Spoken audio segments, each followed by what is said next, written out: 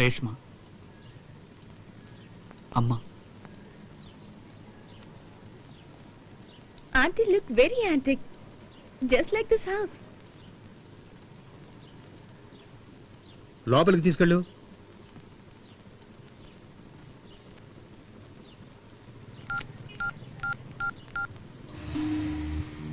గౌడ్, నేను దేవనాథ్ మాట్లాడుతున్నా. నువ్వు వ్యాపారస్తుడివి, వేడి వేడిగా మాట్లాడతావు. నేను రాజకీయ నాయకుడిని, ఆచితూచి చేస్తాను. మీ అమ్మాయి ఇప్పుడు నా కంట్రోల్లో ఉంది. ఏం భయంగా ఉందా? అదే భయంలో ఉంటూ నేనే ఫోన్ చేస్తాను. అసలు ఏం జరుగుతుందయ్యా? నాకేం అర్థం కావట్లేదు.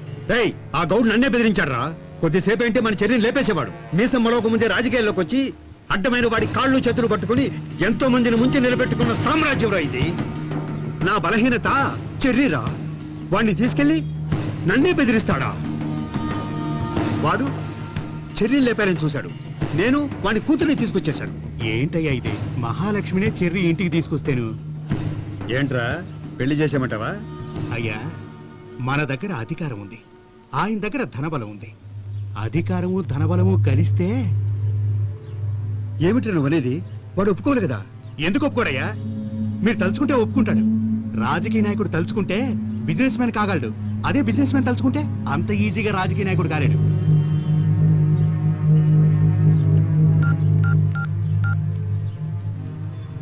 గౌడ్, నువ్వెంతసేపట్లో హైదరాబాద్ వస్తున్నావో చెప్పు.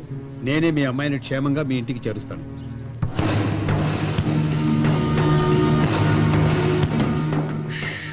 అమ్మయ్యా, ఇక మీదట 10%, 20% అని ఊరికే మాట్లాడడం మానేసి పర్సంటేజే లేకుండా కమిట్ అయ్యారు చూసారా? బ్రహ్మాండం అయ్యా, బ్రహ్మాండం. అయ్యగారు, అతని కంపెనీలు లెక్క పెట్టాలంటేనే మన వల్ల కాదు, అలాంటిది అన్నిటినీ ఒడిచి పట్టుకున్నారే. సూపర్ సూపర్ అయ్యా. రేష్మా, నాకు ఇంగ్లీషే సరిగ్గా రాదమ్మా. నువ్వు ఇక్కడికి వచ్చాక తెలుగే మాట్లాడు, ఇంగ్లీష్ మాట్లాడద్దే. Okay aunty.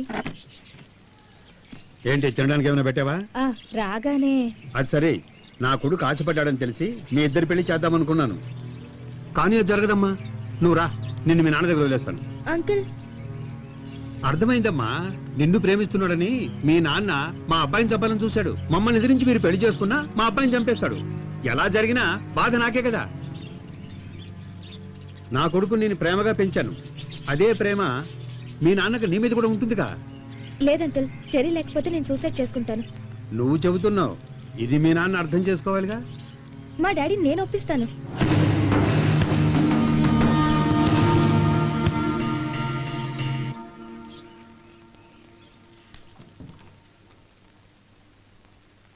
సార్ వచ్చారమ్మా?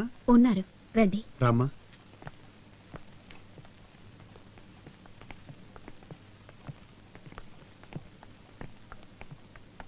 నమస్తే, దేవనాథ్ రెడ్డి, చెర్రీ వాళ్ళ నాన్నని. అయ్యగారు కూర్చోండి. రాజకీయం, అధికారం నా దగ్గర ఉన్నాయని మీరు అసలు అనుకోనే వద్దు. ఒక తండ్రిగా ఆలోచిస్తే మీ సమస్య నాకు అర్థమైంది. మీ అమ్మాయిని జాగ్రత్తగా తీసుకొచ్చాను సార్. డాడ్, నా సంతోషమే మీకు ముఖ్యం అనుకుంటే ఈ సంబంధం ఒప్పుకోండి.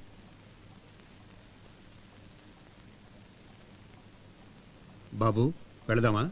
నీ కోసం మీ నాన్న ఎక్కడికో దిగొచ్చాడురా. అతన్ని చూస్తుంటే మనమంటే ఇష్టం లేనట్టుంది. పదండి, వెళ్ళిపోదాం. Dad please. రేపు నువ్వు సూసైడ్ అది ఇది అని చేసుకుని మమ్మల్ని ఇబ్బంది పెట్టకురా, అర్థమైందా?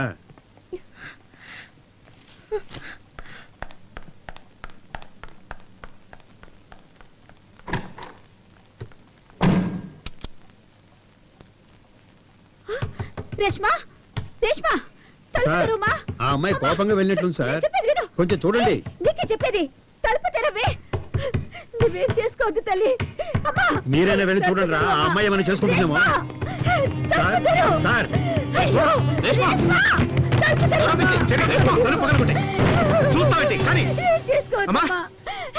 దండం పెడతాను, తలుపు తెరవు.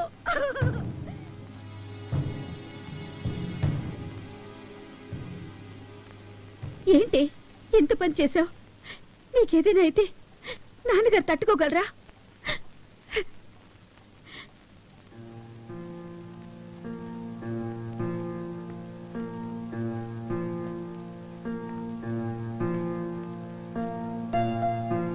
అర్థమైంది సార్.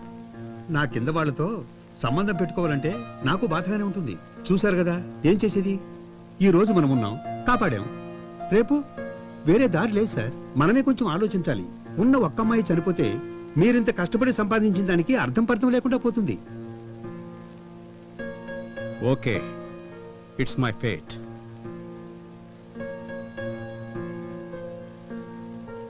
ఎప్పుడు ముహూర్తం పెట్టుకుందామని చెప్పండి. చెరి, సంతోషమేగా? అంతా నువ్వు అనుకున్నట్టే జరిగింది. చాలా థ్యాంక్స్ అన్న. నాకెందుకు, నాన్నే కదా అంతా చేసింది.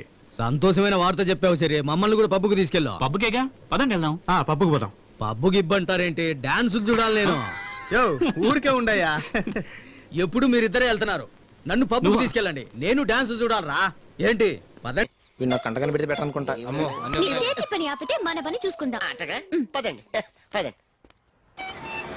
అయితే మనది రామదండ అన్నమాట. మనం సీతను వెతకాలి. అవును. ఇందులో నా పని ఏంటి? కోతి పని అంటే హనుమంతుడు అనమాట. కోతి పని మాని చేతి పని చేసావనుకో కత్తిరిస్తారు. ఏంటిది? తోకని